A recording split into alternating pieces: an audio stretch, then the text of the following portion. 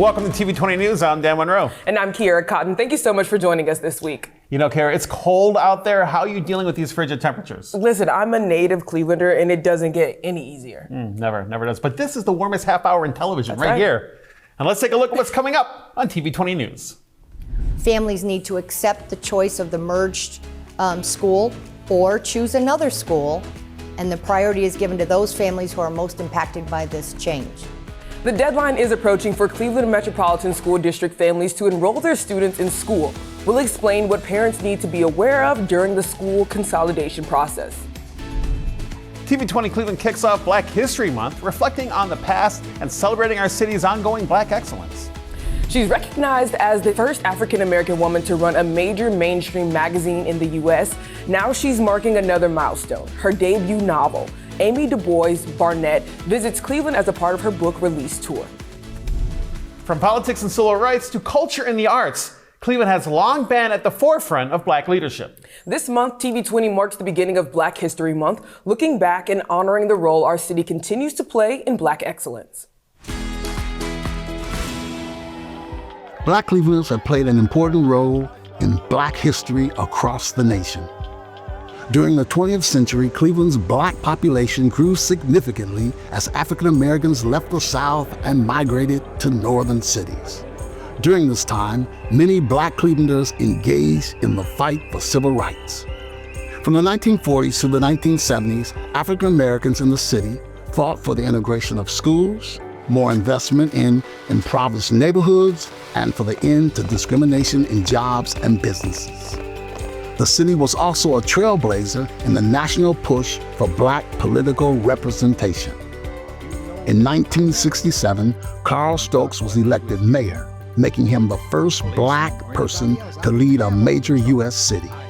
Louis Stokes and Stephanie Tubbs were also pioneers, as the first Black man and woman to represent Ohio in the U.S. House of Representatives.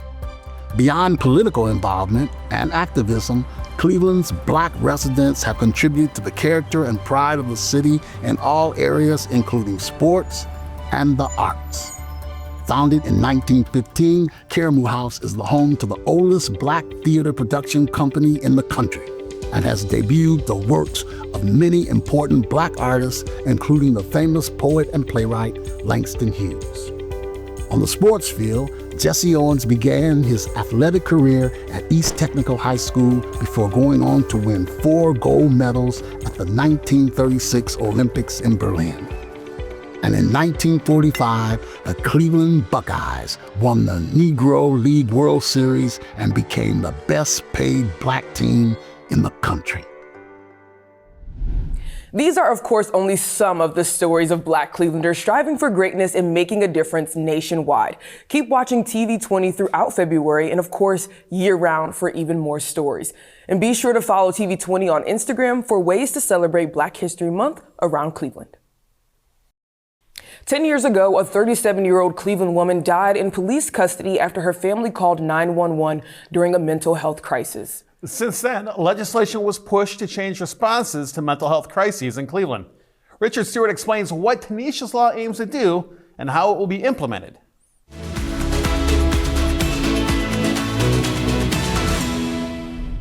The story of Tanisha Anderson has sparked widespread questions about just how EMS responds to mental health crises. Now, after years of advocacy and delays, the city says change is moving from promise to practice. City Council has approved what's known as Tanisha's Law, reshaping how emergency calls involving mental health are handled. I sat down with EMS Commissioner Orlando Wheeler, who says the groundwork is already underway.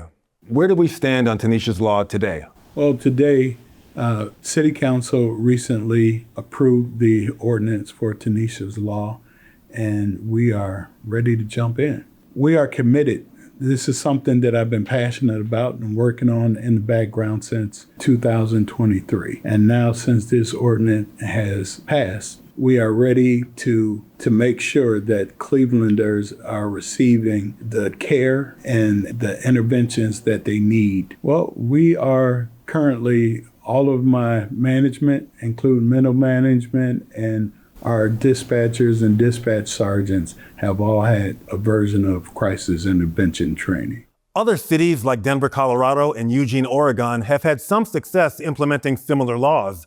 But Commissioner Wheeler says Cleveland's approach is not to copy other cities, but to build a more robust system tailored specifically to Cleveland. One that takes a more comprehensive approach to mental health and substance abuse crises. For TV20, I'm Richard Stewart. Families are in the process of enrolling their children into schools using CMSD's online portal. If you have questions along the way, stay tuned as we speak to the City of Cleveland's Chief of Education. You don't see this all the time. You see it in a museum. You see it in the display, in the window. You can't even touch it. Right now, we're going to give everybody the opportunity so they can touch it, feel it. Experiencing Asian culture up close. Later on TV20, Cornell Calhoun III brings us a sneak peek of the Silk Road Cultural Collective, what the group aims to do, and how you can witness Asian tradition and history for yourself.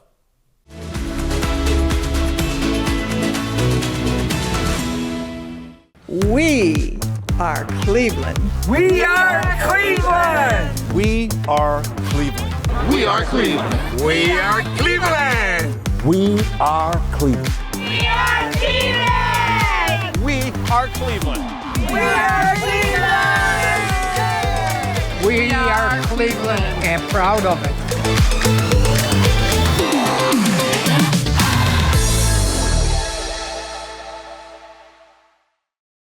Welcome back. You're watching TV20 News. A reminder that Cleveland Metropolitan School District's online portal is open for families to pick schools for their students. Parents and guardians of CMSD students have until February 27th to enroll. Here's a look at everything you need to know before that deadline. And joining me now is Michelle Pomerantz, Chief of Education for the City of Cleveland. Thank you so much for joining me, Michelle. Happy to. We're talking about Love your new set. Oh, isn't it fantastic? Love your new set. We're talking about the Cleveland Metropolitan School District, the open school choice portal. Yes. Briefly tell us what that is and why it's important right now. Thank you very much. So the Cleveland Metropolitan School District's Board of Education voted in December to merge and close 29 school sites. This massive merger and closure is taking place this coming August. And now is the time for the school choice portal for parents to choose their school so that they can get the right education fit for their scholar. And every year, CMSD 8th graders have the options to choose school choice portal that opens now anyways. This is just a larger undertaking than what usually happens. So as you know, CMSD, Cleveland Metropolitan School District, is made up of pre-K through 8 schools and high schools.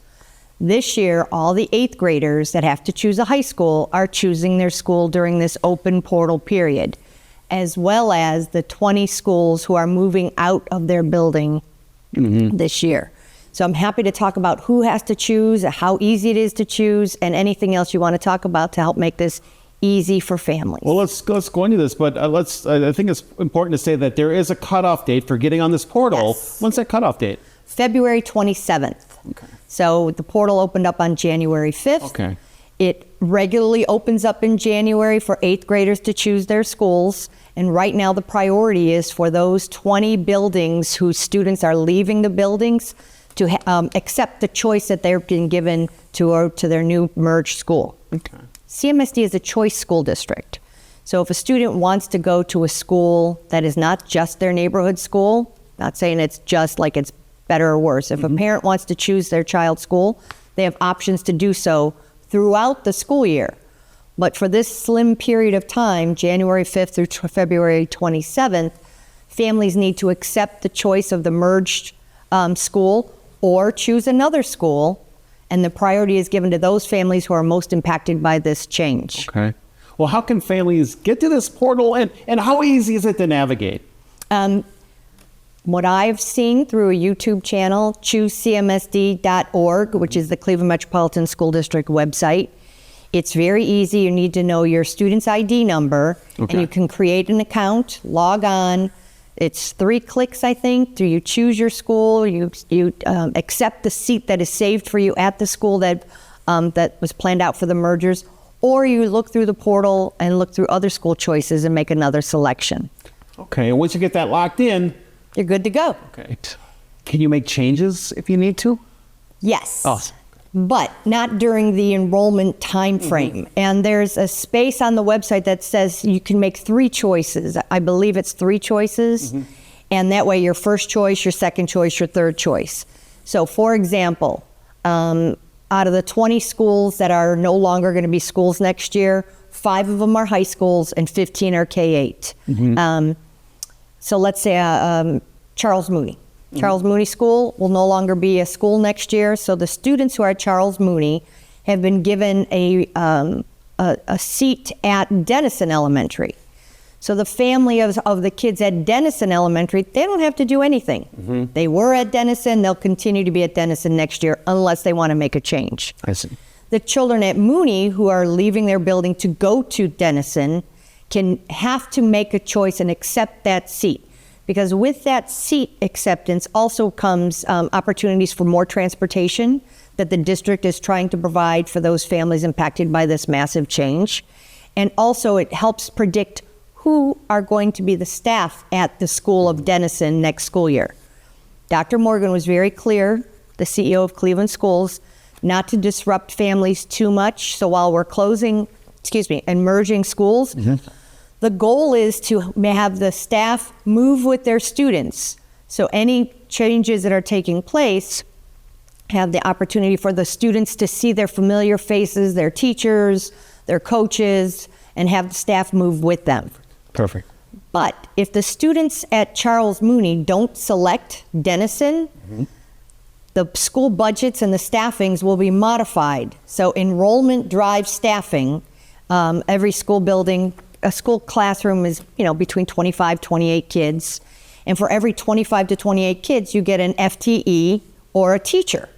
So it's imperative that the families accept the choice or choose another school if there's room, and then we'll know which teachers and which staff members will be able to be staffed so that come August, everybody is welcoming their children and their students and families to a new school with the right amount of staff and the right amount of students in the choices of the schools the parents take. I know the cutoff date is February 27th, but Michelle, we know people are busy. What if it slips and they don't sign up by the 27th? They're not just out of a school. No. How does it work? Enrollment priorities right now are for those 8th graders and those kids impacted by Building Brighter Futures, those 20 school buildings. If a family doesn't get to it or hasn't made a choice by February 27th, the CMSD will help find a space for them, but it won't necessarily be at that guaranteed slot of the schools they've assigned them to.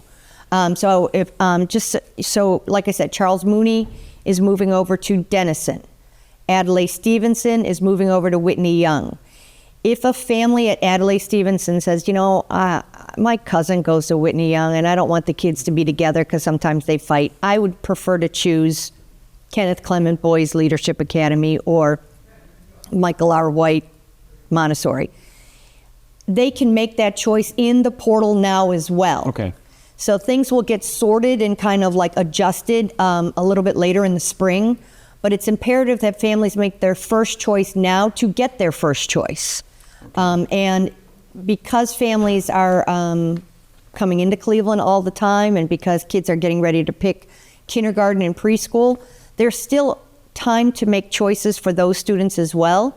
But right now we're really trying to give as much support to those who are already going to be impacted next year by these school changes, to give them the extra transportation and the knowledge of where their child is going in February so they can make arrangements for drop-off times, pick-up times, school supplies and everything. But if we don't get enrollment done this early, then staffing might change and the teachers could be displaced and go to other schools that aren't the schools that they were supposed to based on the mergers. Michelle, is there anything people need to know about the portal or get more information about it? Sure. Well, families have the opportunity to go on clevelandmetroschools.org.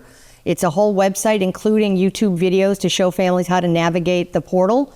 There's also upcoming parent-teacher conferences for all students in Cleveland, February 4th and 5th. And the CMSD has provided navigators who are members of the Cleveland Schools District to help families navigate the portal during conferences or any other time. And finally, our friends in the PIO office, Prevention, Intervention, and Opportunity, have volunteered to be helpful both at the recreation centers and at schools if there's any family that needs a little extra help. And our recreation center folks have been also briefed on how to help families navigate the portal. All right, Michelle Pomerantz, great information as always. Thank you so much for joining me. Happy to be here. Thank you. If you're looking for a job, the City of Cleveland is holding a job fair and open house. You have the opportunity to discover what different city departments do and explore career openings at every level. You can also bring your resume to be considered for any current or future openings. This is all taking place February 18th from 11 in the morning to 2 in the afternoon at Public Auditorium downtown. Learn more on the city's website, clevelandohio.gov.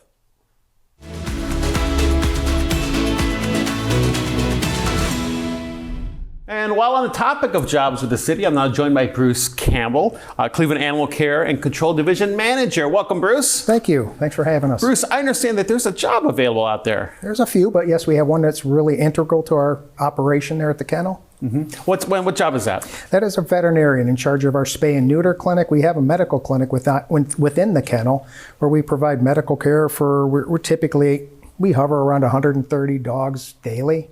So yeah, what we need is a veterinarian to kind of take the lead with this clinic and provide some structure, and we really are looking for a really good person. This is a great opportunity for someone that wants to get in kind of on the ground floor of this clinic and kind of rebuild it and make it their own. Well, that's really exciting because in a million years, I never would have guessed a veterinarian job would be here in the city of Cleveland. Neither would I prior to coming to this agency. But you know what? It's such an important piece of our puzzle for this agency. We have, like I said, 130 some dogs, 140, 150, depending on the day and the week. And all these dogs need, a lot of these dogs, because they're abused and neglected, abandoned dogs, they need medical care. Mm-hmm. And we can only provide a certain level of care without a physician, a veterinarian on staff or in the building. So we end up outsourcing that. And you can imagine the cost for that. The money we'll save by having a doctor in-house will be astronomical for us, plus that constant continuity of care. Immediate care is available. We have a doctor in the house.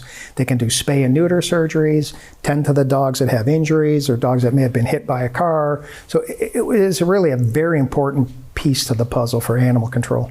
You know, that was part of my next question because we have, the stray dogs or animals out there that more likely than not, they're going to get hit. So I guess that's a big part of what the veterinarian's for is helping our injured friends. That's a part of it, but a really big part of this is we need a veterinarian that's really got some great surgical skills. We have a lot of dogs, and no dog leaves our facility that gets adopted that has not been spay or neutered. We're trying to stop that cycle of constant reproduction of dogs that end up in the streets, they get discarded in the streets. We're trying to control that, and having a physician on board will do a lot of spay and neuter surgeries, plus the sick animals with the things that they come in. But well, you kind of hit on that too, but what are the qualifications you're really looking for this veterinarian? Well, of course, they got to be certified veterinarian. Sure. Yeah. Gone through a doctor of veterinarian school and be certified in the state of Ohio to operate and licensed as a physician or veterinarian in the state of Ohio. We're really looking for somebody that also has some good surgical skills, maybe somebody that's had some experience doing high volume spay and neuter surgeries, because we have a lot of dogs and we want to get caught up on all of our surgeries and keep that all in-house. So a vet with surgical skills, a vet that may have had some experience writing SOPs and running a clinic, maybe a medical director from a previous practice. We're a little different than your usual veterinary practice. We're a kennel. Kennel medicine is a bit different than your typical veterinary clinic that you and I take our dogs to whenever our dogs get sick or something. It's dealing with a high volume. We're an open intake kennel in the city. So we never turn our residents away. If our residents are having a problem with a dog or an animal in their property, a sick or injured wildlife or nuisance wildlife, we're not going to say no to them, where some agencies may say, hey, we're full, we're no longer taking any. We never do that to the residents in the city of Cleveland. We're always here to serve the residents. Is this a full-time job, Bruce? Yes, it is. Full-time. The great benefits that the city offers. Yes, love the benefits. Those things are really attractive to this. There's student loan forgiveness if they meet those criteria, and for a veterinarian, that's a lot of school loans for doctorate degree. The benefits for the city are outstanding, and because of their purchasing power of so many employees, it's very reasonable. There's a lot of perks to that, and of course, OPERS is a great pension system to get yourself involved in, and it's a great system. And of course, we're working out of the kennel on Detroit Road. Yes, sir. Is there room, or is there any openings for veterinarian assistants? You know, maybe like the nurse for the vet or anything like that? We have an opening that's going to be posted very soon for a registered vet tech. It's kind of like a registered veterinarian technician that will assist the doctor in surgeries. We have 3 right now, and we're looking for 1 more full-time position. That'll be posted soon. We're also going to have 2 full-time positions for animal control officers. They're the folks that you see on the front lines. You'll see the big trucks out roaming around the city. They're the ones that deal with the public. They're the ones that deal with the fractious dogs, the vicious dogs that are out there, plus the nice and sick and injured dogs as well. But they're the ones picking them up in the field and bringing them out to the shelter and dealing with the folks out there when they're seizing dogs from people, the ones they find tethered outside in extreme cold or hot. So those 2 animal control officer positions will be posted as well. We're also looking for a full-time custodian for the building. It's there. It's all there. Bruce, before we wrap up, how can people apply for this position? People can go to the City of Cleveland's website, go to the Human Resources site. All the openings for the city are posted right there. It's easy, it's convenient, answer a few questions, and if you're a doctor of veterinary medicine and fill that app out, we'll definitely be in touch. All right, Bruce, thank you very much, and thank you for all the work you do for our four-legged friends. Thank you. Appreciate you letting us come down here and talk about ourselves. TV20 visited the Martin Luther King Jr. branch of the Cleveland Public Library for their Standing on Legacy event. The event commemorates the first anniversary of the grand opening for the branch. And after that celebration, the library presented its At the Table series, this time with Amy Du Bois Barnett. Cleveland was one of the stops on her book tour for her debut novel, If I Ruled the World. My novel is inspired by my experience as an editor-in-chief of Honey Magazine, Ebony Magazine, Teen People, deputy editor-in-chief of Harper's Bazaar, and it's set in New York City in the late 1990s, early 2000s at the intersection of music and magazines and style. We're going to follow the journey in my novel of our protagonist, who is coming of not really age, because she's 29 when we meet her, but she's coming of power inside of influential institutions where romance and glamour and friendship coexist alongside misogyny and racism and danger. She has so many accolades. She's accomplished so much, and she talks about some of that in her book. And so it was the most opportune time for her to come to Cleveland. Visit CPL.org to see all the upcoming events taking place at the Martin Luther King Jr. branch and at all of Cleveland Public Library locations. And you can find a copy of If I Ruled the World anywhere that books are sold. Hey Cleveland, let's catch you up on what happened at the latest City Council meeting on February 2nd. Council passed legislation that brings a new approach to responding to mental health crises inspired by the 2014 death of Tanisha Anderson. Some key parts include creating a Bureau of Community Crisis Response, unarmed crisis response teams, crisis call diversion, which allowed 911 dispatchers to route appropriate calls away from policing and toward behavioral health responses, and expanded crisis intervention training for police. Council approved legislation making changes to the existing 99-year lease with Flats East Bank Management. Now, there will be charges for both docking and reservation fees. The Flats East District Boardwalk Docking Program will be a website where people can reserve docking space and pay fees. That money will be used to support the docking program and to help with maintenance of dock infrastructure, safety equipment, and more. Council passed a resolution pushing back on First Energy's request for more time to restore power after outages, and is calling for a full investigation into First Energy's ongoing power problems in Cleveland and across Northeast Ohio. Council passed a resolution strongly opposing Ohio ICE legislation. The legislation would require local governments, hospitals, and other agencies to cooperate with ICE even when that conflicts with existing state or federal law, and could cut off funding to those that do not comply. That's your Cleveland City Council wrap for this week. Stay with TV20 for more updates on how council decisions shape our city.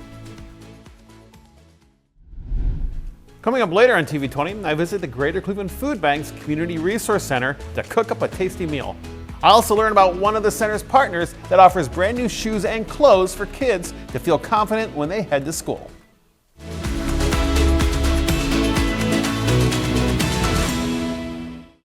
Right now, the City of Cleveland is holding an essay contest to celebrate 100 years of Black history. 6th through 8th graders are required to write a 150-word essay.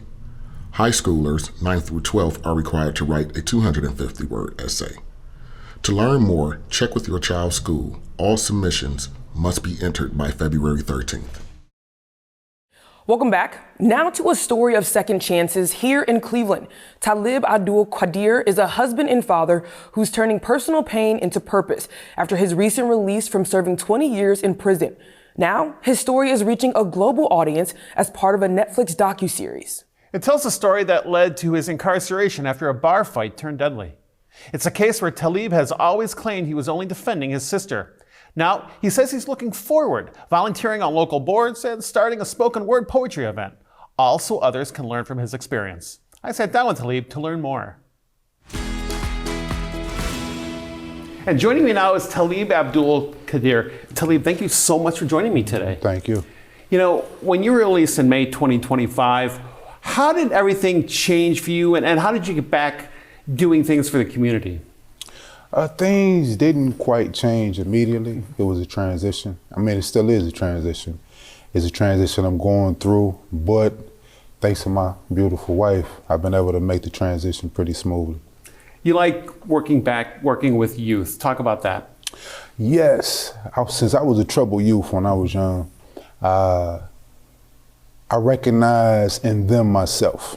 And I've been determined since I went through what I've been through to prevent as many people from going through it as possible, especially those that come from the same place and the background that I come from. And so the youth, you have a little bit of understanding of what they're going through. So you might tell them your story and they're like, wait a minute, that's kind of like what I'm going through. I can relate to what you're telling me. No, absolutely. I mean, that's kind of why I would tell them my story. Otherwise, I don't speak about my story too much, you know, unless it is as a learning tool, as a lesson for others to learn from.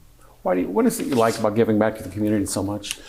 Not because I took so much away from the community. I mean, eventually you have to balance the scales. Almost like a bit of a payback. Well, my duty, more than a payback. Even if I didn't take anything away from the community at all, I would still have to give back because I'm a part of the community. You know, and now you're a licensed barber? I am. Talk about that. Yeah, I've been cutting hair for about 2 years now, you know. I travel to go see my clients, you know, when they call me, and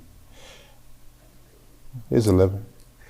You also write poetry. Yes. When did you find that you had this knack for getting your thoughts creatively down on paper? When did you find the knack for that writing? When I was about 15 to 16, I started rapping. And, you know, rap means rhythm and poetry, so it's a natural progression. As you get older, you kind of age out of maybe the rap itself, but you never age out of the lyricism, you never age out of the wordplay. And so I just continued to write. Did you have anyone in your life who read what you wrote and said, wow, this is really good, and gave you kind of support to keep writing and to keep creating and to look at different venues of? Now, I burn from the inside, you know, so my drive is always internal. You know, I like what I write, and that's enough sometimes, most times, you know. Now you're creating a spoken word series at Cafe Indigo. Tell me about that. Inshallah, we're creating a platform and an outlet for artists like myself, other poets to come and express themselves, you know, in a tight-knit community. Now it says here too, you're on the board of Taking Back Our Youth. What is that? It is a nonprofit that is dedicated to addressing the issues dealing with at-risk youth. Are you still writing today? Absolutely. You never stop writing. You never stop writing? No, I never stop writing. That's great. Yeah. I want to thank you so much for joining me today. It's been great. Thank you so much. It's been a pleasure. Yes, sir. All right. Well, Dan, that wraps up another week here on the TV20 News Desk, eh? It was a warm week. I felt warm after doing this. Really nice and warm. We were warm at the desk, not necessarily outside. Yes, I can't wait to tackle the outside, and I'll be all bundled up. Don't forget, Kiara, that they can follow us on Facebook and Instagram, and we're also streaming on YouTube. Thanks for being with us. We'll see you next time, Cleveland.